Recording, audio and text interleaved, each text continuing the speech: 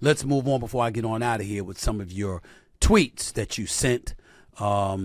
Again, I'm doing this now. I'll be traveling tomorrow, so I'll probably do a special edition Saturday if at all possible, to make sure I get in some shows because I love doing my shows. But for right now, let's get it on with this. Let's get on with some of these tweets. At Larson 2021 champ tweets, should Steph Curry request a trade? Really? Can you think that Joe Lacob would ever let Steph Curry go to another team? Do you think the Golden State Warrior fans, they'd burn down the Chase Center if you let go of Steph Curry? The Bay Area might as well be napalmed. Are you insane? It's a very ignorant question. But then again, you did ask, should he request to be traded? No. You're a 4-time champion. Went to 6 NBA Finals. Stick it through. Bad times, overcome. And by the way, when you got your 4th championship, y'all were left for dead, and people didn't think y'all were going to be able to get it done. And sure enough, you came back and you resurrected the franchise in another season, and boom, there you have it. They got the personnel. There's no reason he should ask for a trade.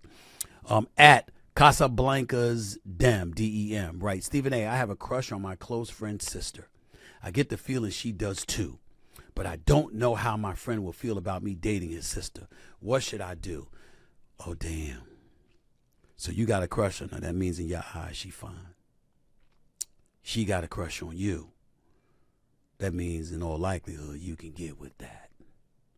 First, let me tell you what you don't do. You don't do it behind your friend's back.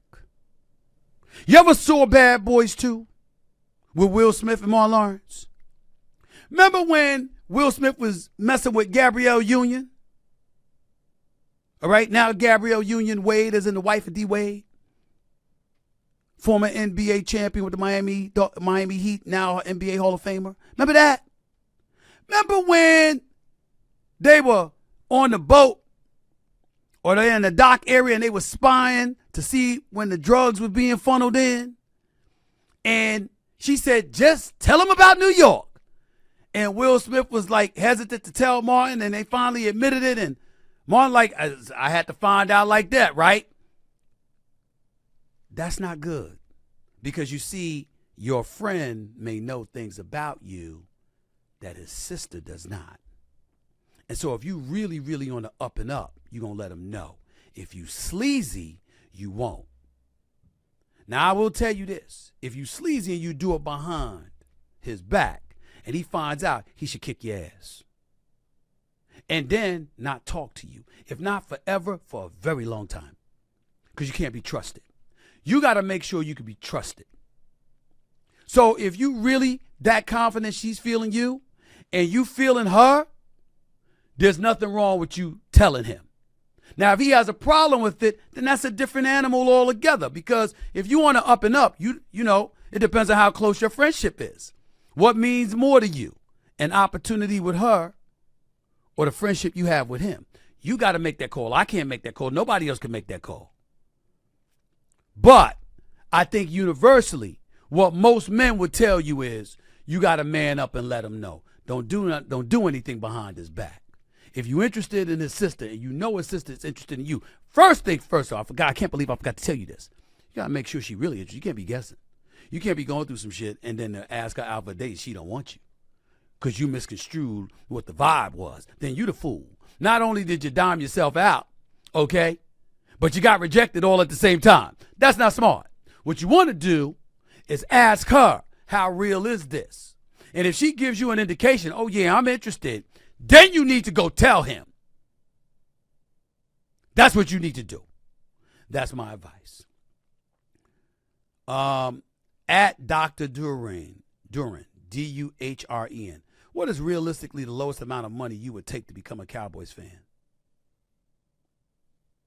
0. It's not about the Cowboys. I respect the hell out of the Cowboys. I love Micah Parsons. I love Trayvon Diggs. This kid, Deron Bland, is no joke. DeMarcus Lawrence is, pretty cool, to be honest with you. I like him. He's a rough ride. I like him. I mean, don't tell him that. You don't need to know that, but that's true. Okay? And I grew up loving Troy Aikman and Michael Irvin and Emmitt Smith and primetime Deion Sanders and Nate Newton and those brothers, no doubt. I remember the days of Ed Tuto Jones and all of these cats, no doubt. Tony Dorsett, Roger Staubach, all of them. It's the Cowboy fans that get on my last nerve. Y'all are some disgusting, nauseating, pain in the ass fans I've ever met in my life. No matter what, y'all could pass gas shit on yourselves and you'll still say it's perfume. Y'all get on my nerves. And I love seeing y'all lose. That is where my angst rises. I mean, if I think about the Dallas Cowboys winning the Super Bowl, I'd be happy for Jerry Jones. I really would. I'd be happy for Dak Prescott. I definitely would be happy for my boy Micah Parsons. As a matter of fact, the number one reason I shouldn't say the number one reason, but one of the biggest reasons I don't want the Cowboys to win this year, because I want my man Trayvon Diggs healthy when they do it. I don't want him on the sidelines. I want him in uniform on the field because I love him and I love his game. And I want him to be on the field with Micah Parsons whenever they do win a Super Bowl. Nothing but love for those brothers. Okay? But I got to tell you something. When I think about it, and one of the things that gets on my nerves, the last thing I want to hear, how about them Cowboys? I don't mind now. People say it to try to irritate me. I just ignore them because they're full of shit. But could you imagine if they were legitimate with it? If they had a reason to say it because the Cowboys were Super Bowl champions and I had to hear Dallas Cowboys, how about them Cowboys? It would be a nightmare for me. That's like nails scratching against the chalkboard. It would drive me nuts. But that's just me.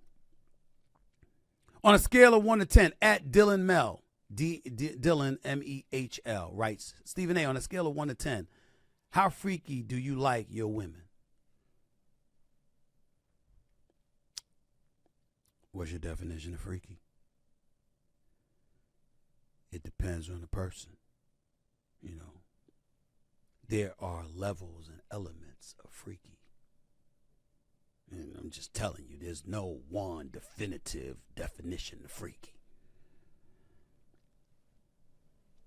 The best way to describe it is a little freaky, you never hurts. So I'd say about the same thing that I said about women before, that strong 7. I want you freaky, just not nasty. We don't want nasty. You understand what I'm saying? We don't want the kind of stuff going on where we don't want to kiss you, don't want to touch you. We want to turn out the lights and say we don't even want to look at you. We don't want that. Okay? Lights dim, nice. Lights off where I can't see anything, different animal altogether. Point that I'm trying to make to you is that it's different levels of freaky. Different levels of freaky. Freaky's cool as long as it ain't nasty.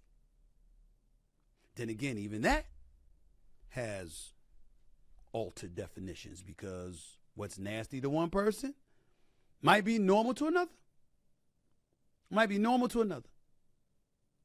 You know? And I'll just leave it at that because I don't want to get too graphic. Even though it's YouTube, I don't want to get too graphic because I know some nasty dudes that have said some things about what they like. And I'm like, I would never want them within 2 miles of any woman I cared about. Sisters, aunts, cousins, daughters, and I don't care who it is.